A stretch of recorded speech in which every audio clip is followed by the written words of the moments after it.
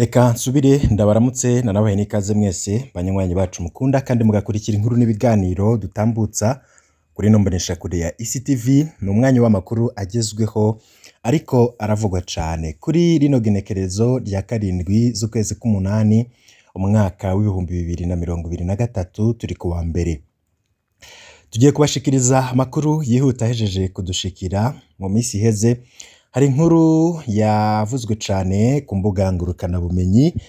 Iyo nkuru yarahanahanywe mu migwi ya WhatsApp, kuri Facebook n'ahandi hatandukanye. No mupolisi w'igihugu yabonetse mw'ibarabara afise Bibiliya mu ntoke ariko arasemerera avuga ko hari abategetsi barya ibiturire, akavuga ko bokwihana kuko Imana yamaze kurakara kubera ubukozi bw'ikibi n'ibiturire izo ndongozi zijya. Ariko nanone uyo mupolisi vyakurikiye mu nyuma ni inkuru mbi ku vyamushikiye ko uyo mupolisi yoba yaraciye yirukanwa mu gipolisi c'u Burundi. Ariko nanone inyuma yo kwirukanwa abenshi ku mbuga ngurukana bumenyi baragaragaje umubabaro batewe n'iyirukanwa ry'uyo mupolisi.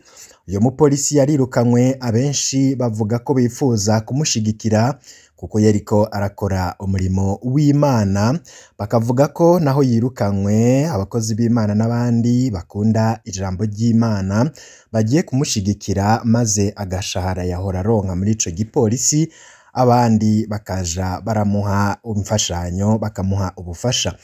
Inkuru yihutiyejeje kudushikira kano kanya nuko umukuru w'igihugu Ndayishimiye Varisito yavuye mu gacerere agira ico avuze kuri uyo mupolisi. Amatwi adusumira nuko ngo uyo mupolisi amaze kuduzwa n'ipete kandi akaba yasubijwe mu kazi. Tugiye kubashikiriza no nkuru mu buryo bw'idonido, tunababwira ico bamwe n'abandi bagiye baravuga inyuma y'ivy'umukuru w'igihugu akoze. Uyu mupolisi akaba asubijwe iteka ryiwe nk'umukozi w'Imana. Turaza kubigaruka ko mw'idonido. Nizere ko wamaze gufyonda kuri subscribe, niba utarafyonda ko kano nakaryo keza ko kugira ufyonde ko igihe cyose dushize ko inkuru igushikira mu bambere. Iyo wafyonze kuri sabone amakuru ucuyaronka nyene ubwo duhejeje kuyashirako uronka notification uko dushize ko inkuru. Mu minsi iheze abatari bake mwarabonye inoreresi y'uno mupolisi. Ku batarayikurikiye imbere yuko tubibutse ivyashikiye uyo mupolisi nyuma y'inoreresi, katubanze turabe inoreresi y'uno mupolisi maze duhejeje kuyumviriza no kuyikurikira turaza tubabwira ibindi. Imana bigishoboka ibiturere byabishe ntaje muzokindira nabo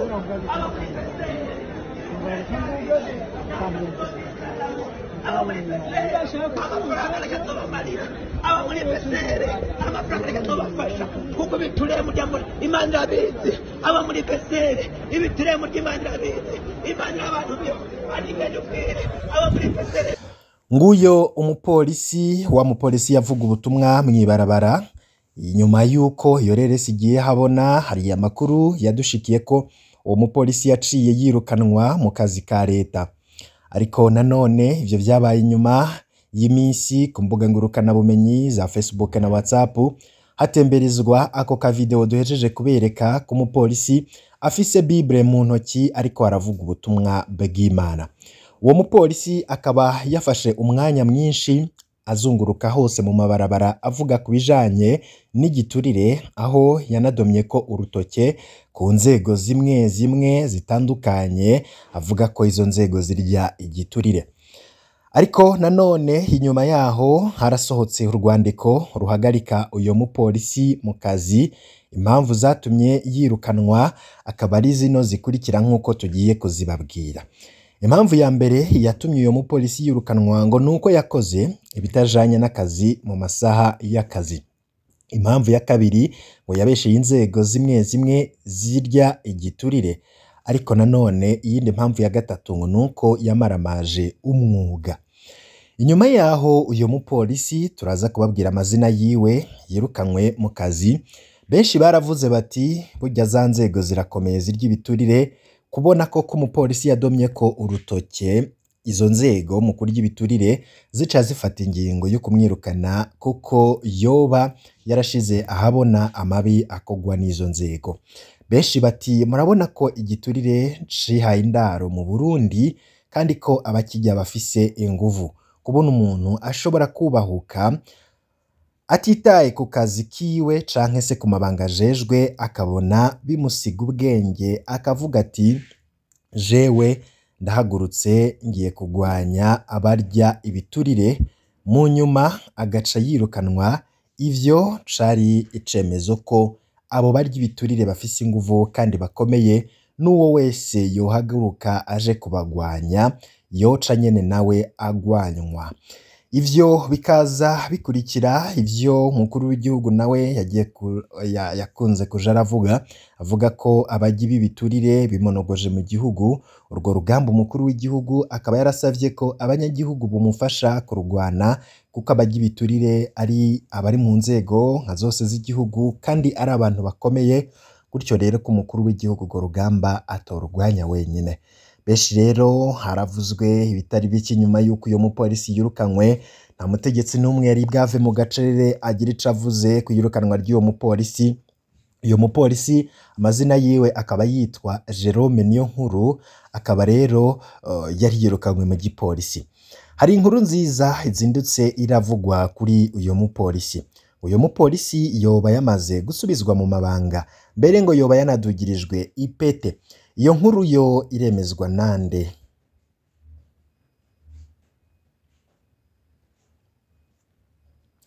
Nkuko rero amakuru adushikira abivuga, uyo mupolisi ngo yoba ahejeje kuduzwa ndetse akaba yasubijwe mu kazi.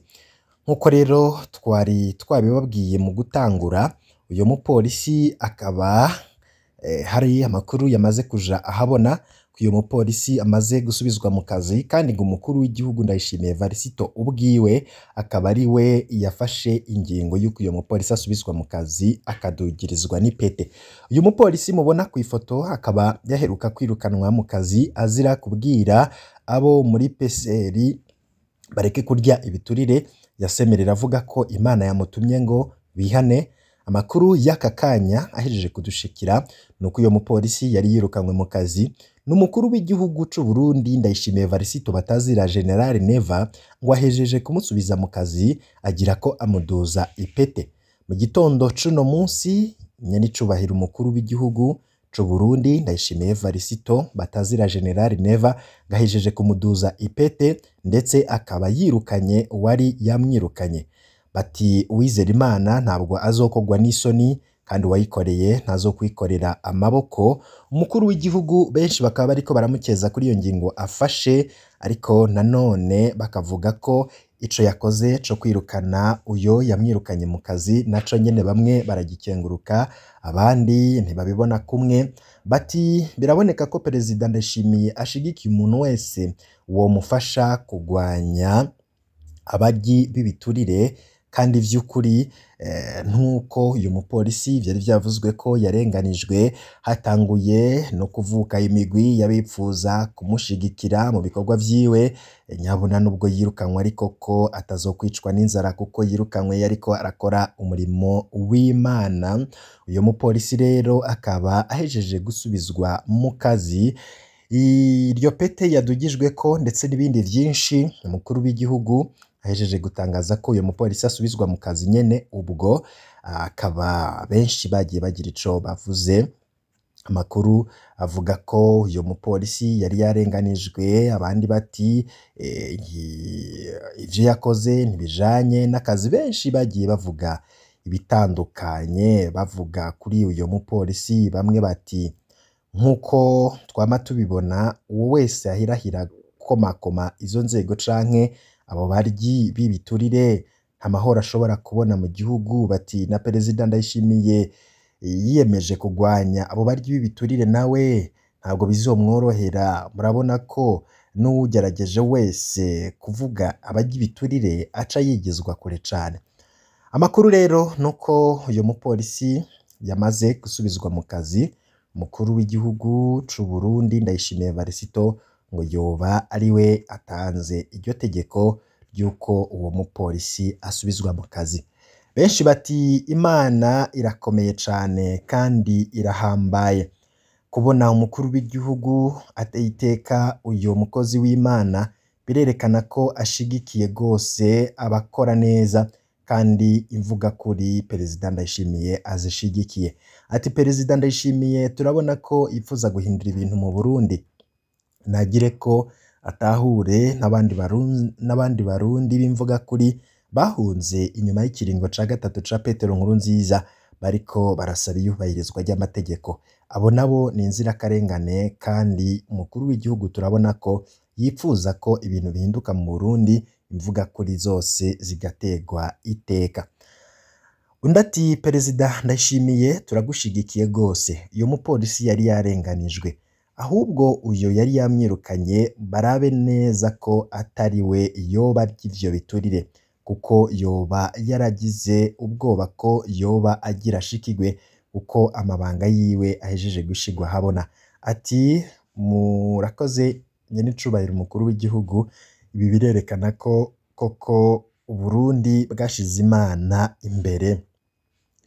Yundi ati je mbona uyu mupolisi yarakoze ibinyuranije n'akazi, uyo yafashe ingingo yo kumwirukana yakoze ibitegekanywa n'amategeko. Nivyo ivyo uyu mupolisi yavuze nivyo, ariko nanone yabivuze mu masaha y'akazi. Yari gupfuma arondera ikibanza cabigenewe akaja nko mw'ishengero mu gihe kitari mu masaha y'akazi akaja kuvuga ivyo bintu.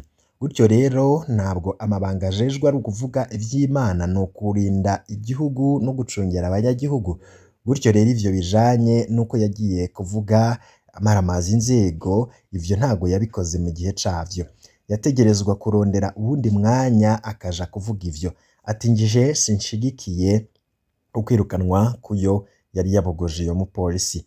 Ati biraboneka ko Imana yiteye iteka nk'uko irihorana.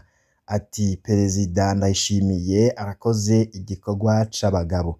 Ati amakuru yo kwizera twagerageje gutohoza ku masoko atandukanye, twasanze inkuru yazindutse izunguruka ngo siyo na gatoya, ngo ni ikinyoma ataho gifatiye. Ati turindire tubanze tubone dekret y'umukuru w'igihugu. Ati umukuru w'igihugu natwereke, ati nibatwereke aho bisinye, tutarabona aho basinye ko umukuru w'igihugu yamusubije mu mabanga, ivyo turacabifata nk'ibihuha. Ni vyinshi bamwe n'abandi bagiye baravuga kuri uyo mupolisi, ariko nawe urashobora kugira ico uvuze ja muri commentaire maze ugira ico ushikirije kuri uno mupolisi yabonetse mw'ireresi avuga ko hari inzego zirya ibiturire.